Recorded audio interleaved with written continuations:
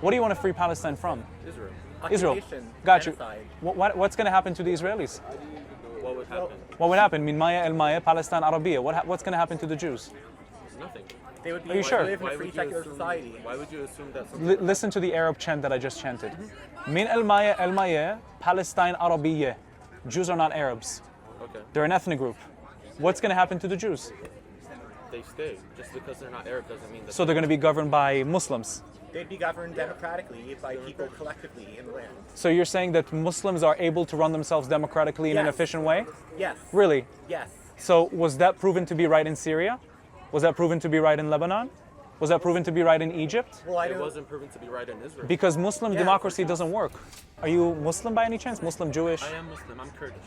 Kurdish. Oh, I love Kurdish people. There's sometimes they chant stuff at the protest and people don't really understand what it means. Have you ever heard the chant globalize the intifada? Yeah. The only place that has seen intifada is Israel. Two intifadas. One between 1987 until 1990, which a bunch of Jews were killed and murdered by bombs, by explosives. The second one was between 2000 and 2005. That's the second intifada. Again, people were killed on the holiest days, stabbed, rammed, crazy things. When people say globalize the intifada, what do you think it means? It means globalize the revolution. Okay, so the revolution means, because according to our research of what we have seen, the only times we have seen intifadas were violent revolutions against Jews. So, because the only times that it happened was in 1987 and the year 2000 to 2005. Deadly violence against Jews. Whenever we're talking about Israel, but intifadas aren't necessarily limited to that context. There are many intifadas in, like for example, the Arab Spring was an intifada. You know, Okay. It's not really just about that. Whenever people are saying globalize the intifada, they mean, and in any scenario, not just specifically about Palestine, but in any scenario, what they're talking about is, oh, we need a revolution and we need to make change. So does that revolution constitute killing of innocent Jews? It shouldn't. It shouldn't, but it does in every scenario that, at least that Israel has experienced intifadas at. In the year 1987, in the year 1987 to the year 1990, we have seen deadly attacks, which were violent revolutions, intifadas. So when people right here chant, globalize the intifada, that is pretty much calling for the same thing that happened in the past, because Jews are always the target of these intifadas in the Israel-Palestine context. Now, the reason why I have this sign is because I don't believe they actually care about Palestinians. And you have a sign saying free Palestine, right? What do you want to free Palestine from? Israel. Israel. Occupation, Got you. genocide. What's going to happen to the Israelis? What would happen? What would happen? Min Maya El Maya, Palestine Arabiya. What's going to happen to the Jews? Nothing. They would be Are you sure? live in a free secular society. Why would you assume that something Listen to the Arab chant that I just chanted. Min El Maya, Palestine Arabiya. Jews are not Arabs. Okay. They're an ethnic group. What's going to happen to the Jews? They stay. Just because they're not Arab doesn't mean that So they're going to be governed by Muslims. They'd be governed democratically by people collectively in the land. So you're saying that Muslims are able to run themselves democratically in an Yes. efficient way? Yes. Really? Yes. So was that proven to be right in Syria? Was that proven to be right in Lebanon? Was that proven to be right in Egypt? Well, I it don't. wasn't proven to be right in Israel. Because Muslim Yeah, democracy doesn't work. It doesn't work. They don't believe in democracy. They believe in Sharia law, and Sharia law should be imposed. Sharia law explicitly supports democracy. No, it The doesn't. way that They believe that the law of Allah is on top of everything else. the way that, for example, you know Abu Bakr, Yes. he was democratically elected. So is it a democracy to make Jews pay jizya or Christians to pay jizya under Islamic rule? Because that's what Sharia law calls for, paying jizya to be protected. No, it depends on what the people vote for, what the people want. And in any under any Muslim government, it's always been different. It's never all Muslim governments have been different. They've never imposed the same taxes, the same policies. Whenever It has not been the same taxes. You're right about this. They did change the taxes once in a while just to make sure that they have economical stability. At some point when people said, hey, we are sick of paying the jizya, and tried actually converting to Islam, because that was the purpose of jizya, right? Either you convert or you pay the jizya or we fight you. So when people decided to convert, then they said, oh, well, we are losing economical stability. We have to keep the jizya, and they stopped conversion at some point because the jizya was so economically beneficial. Now, the reason why I have this sign and the reason why I'm saying this is because I believe this is an Islamic cause. I don't believe it's got anything to do with Palestinian people. I don't believe it's got anything to do with indigenous people. I believe it's got to do with the fact that the Muslims are not happy that now the Jews are controlling the land that once was conquered in the 7th century by the Muslims. That's why there's this war. Nothing to do with... Bold claim. That's a very bold claim. What makes you say that? Wait, I want to hear both of you. Because modern Zionism in the political context did not exist until Herzl formulated it and until it took material form in the Balfour Declaration. But it did exist. Praying towards Jerusalem is Zionism. Of course it is. That's not Zionism. No, it is. It is. Saying next year in Jerusalem is a Zionistic act. Political act. No, it's not.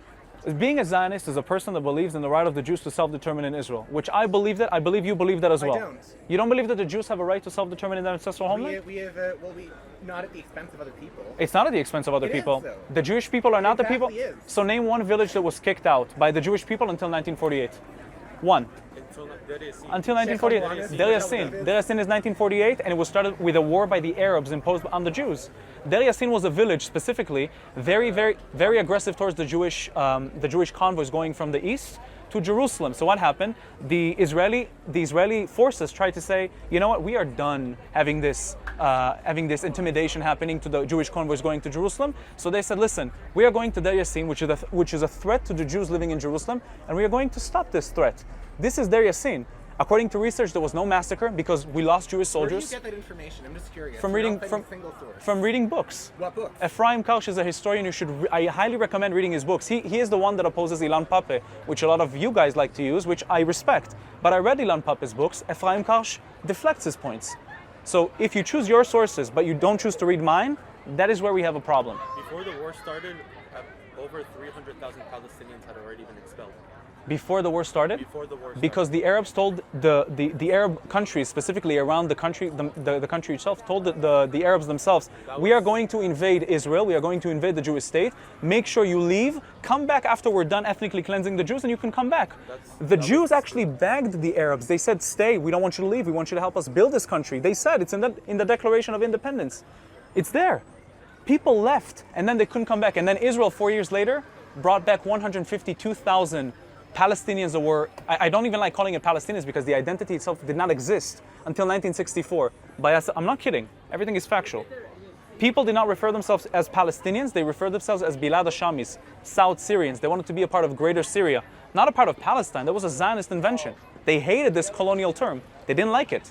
So they referred themselves as Bilad Shamis. In 1964, the genius Yasser Arafat said, hey, if I call our people Palestinians, people will then say, this region was called Palestine before it was called Israel, therefore the Arabs originate from Palestine, which created a dispute. People now believe that the Jewish people are colonizers and the Palestinians are indigenous, correct? That's what you believe? Not necessarily Jewish people in general, but sure, yeah. So what do you believe? Okay, first of all, just so I can make my claim, I don't think that Arabs should leave the land. I never said that. I believe that we should live side by side. That's my position. However, if you believe that, then how do you? I would like that too. Then why don't you call for the Palestinian right of return? So why I'll tell you why. Is a Jewish person more entitled to rights in Palestine? I'll tell you why. When you say the Palestinian right of return, you mean to where? You mean to Gaza? Or you mean to from the river to the sea? From the river to the sea. So that means there's going to be a Muslim majority that's going to eject the Jewish government. That's what I'm against. Then my life is going to be at risk. Why are you against that? If the original population was Muslim majority, the original population was Jewish majority. It actually wasn't. Yes, it was. The Kingdom of Israel was Jewish majority. The Kingdom of Judah was Jewish majority. Oh, so you're again. That's the issue. Whenever we're talking about the difference between natural changes in religion and I guess culture, between artificial changes in religion and culture. Why are you saying natural changes in religion? Because, for example, whenever the Muslims took over in the 600s, yeah, there wasn't any forced conversion. Of course there was. No, there was not. Imposing jizya on people is forced. That's one thing that I wanted to mention. Jizya was almost all the time, if not all the time, lower than the taxes that Muslims had. That is incorrect. I have seen testimonies from people in Jerusalem that have been passed down saying they had to mortgage their homes to be able to pay the Muslims. The people who lived in Jerusalem. That's also, I'm sorry, sorry, but that's not true. I understand you're claiming it's not true. I can say the same thing about your claims. Of course. But you realize that if I have credible evidence from a source coming back from when Jews lived here in the region of Israel, and they were imposed to pay jizya, and some people said they had to mortgage their homes to pay the jizya to be able to keep living in this region, you can't tell me it's not credible or it's not true because it doesn't fit a narrative. If that's the case, then why did Jewish people, whenever the Muslims took over, go back? A lot of people converted, forcefully converted. Why did they go back? They were expelled by the Romans beforehand. Why did many Jewish people come back? Well, people came back because their theological sites were more important to them than living under subjugation. But Jewish people lived under subjugation under the Ottomans, under the Mamluks. They lived under subjugation 100%. The fact that we're not subjugated is not the claim. People prefer living under subjugation, but next to their holiest sites. That is my claim. If you think that the Jewish people can live side by side, then fine. Form a Palestinian state in the West Bank and Gaza. We can live in Israel. You need to recognize Israel as a Jewish state. I will recognize Palestine as a Muslim state. The problem is that they will never do that. That's because the imposition of Israel as a Jewish state and Palestinians as a Muslim state, it comes at the expense of what Palestinians had before 1948. What do you mean? What did the Palestinians have before 1948? Access to land. Really? So So who owned the Negev Desert? 55% of the British mandate of Palestine. Who owned that? The rights. 55%. Whoever was living there, and it was mostly empty. So the Negev Desert, which is the biggest portion of the land, like I said, is the Negev Desert. Uninhabitable. You can grow fruits. You can grow vegetables. That's not entirely true. Yeah, it is entirely true. Go right now to the Negev Desert and tell me how many villages you see. You can drive for 100 miles.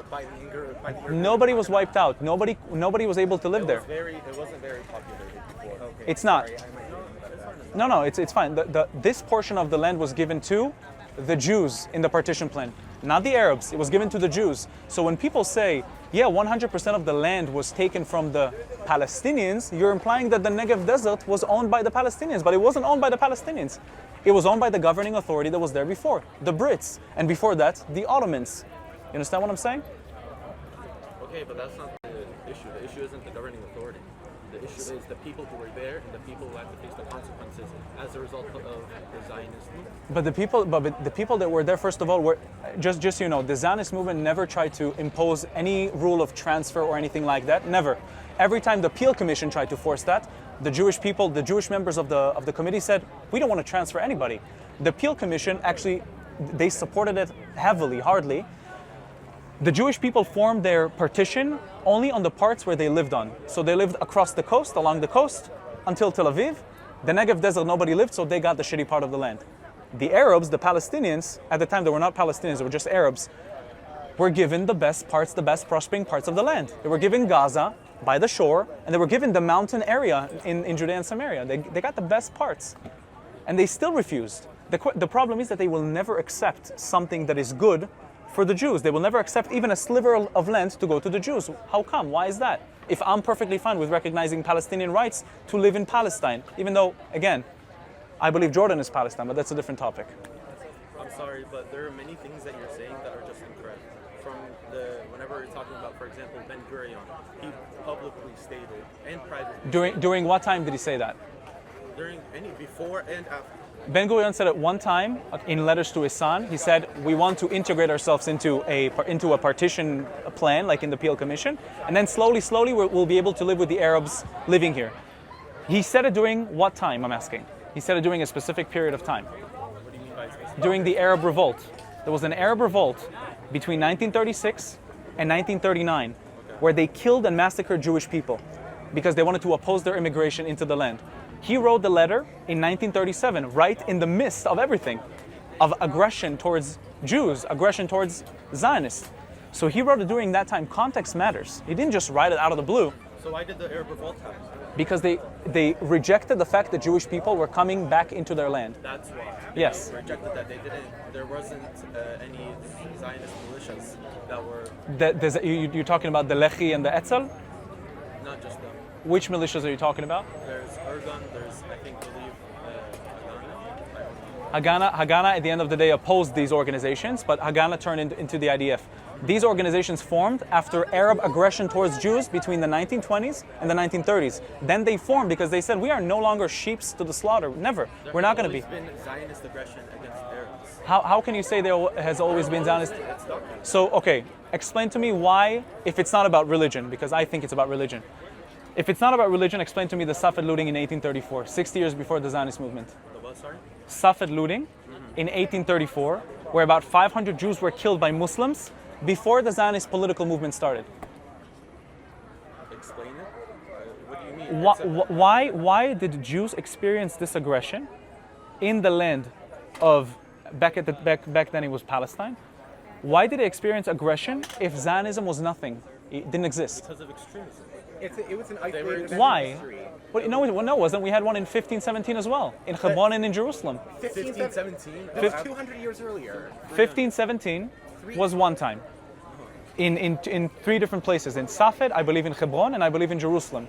We had another time in 1834. And all along... These are 300 years apart. So what? It just proves to you that it has nothing to do with Zionism. It was never about Zionism. It's about the Jews... Why do you think that represents most Palestinians? Yeah.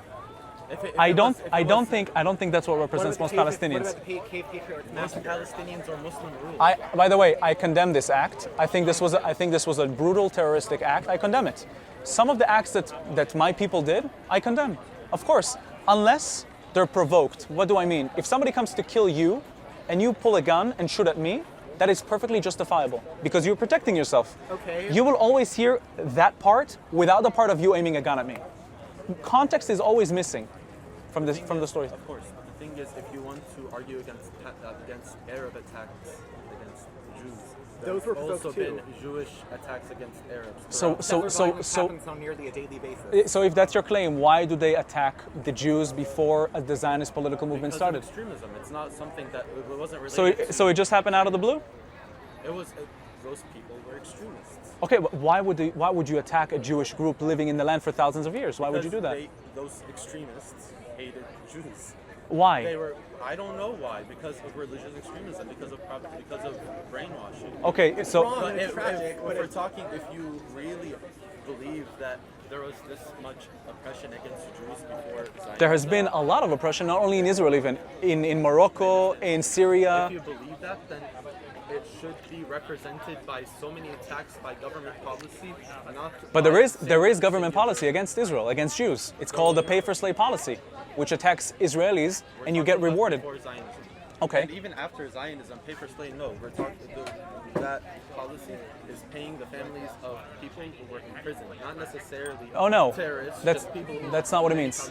The pay-for-slay policy explicitly says, go and attack Jewish people and Israeli people. You get money, you get funding, you get rewarded with street named after you. It's giving some sort of incentive for killing Israelis and Jews. That's the pay-for-slay policy implemented by the PA, by the Palestinian Authority. I'm sorry, but I've researched this. That is the most. I've researched this as well. I will. Hold on. I have to get to class now. Thank you for the conversation, though. I really appreciate it. If you want, I can get all the resources. Please do. Of course. Are you gonna? I'm gonna be here, I believe, until I don't know what time is it. What's the time? It's 2 o'clock. I think I'm gonna be here until I would say 3:30. I don't know if you're gonna leave. If you want, I'm not sure if it's this serious, but if you want, I could contact you about all these different things. We're just gonna rotate. Yeah, sure. Uh, You can follow me if you want on social media, and then no, it's called SaharTV. Are you switching this? I'm putting it up so that people can't see us. Where's the guy that was here, brother? Yes. Thank you for the conversation. You too. If you want to stay here, that's fine. I don't have time at the moment. Hey, how you doing? If you'd like to watch more of my stuff, please check out my channel down below. If you like what you see, don't forget to subscribe to the YouTube channel and hit that notification button so you can be notified every time I upload new content. If you'd like to support me and the channel financially, you can do that using Buy Me Coffee or Patreon down in the links below. Also, we now have a Discord that you can join down in the link below. And now you can become a YouTube member and enjoy specific YouTube perks. Thank you for watching. I'll see you in the next video.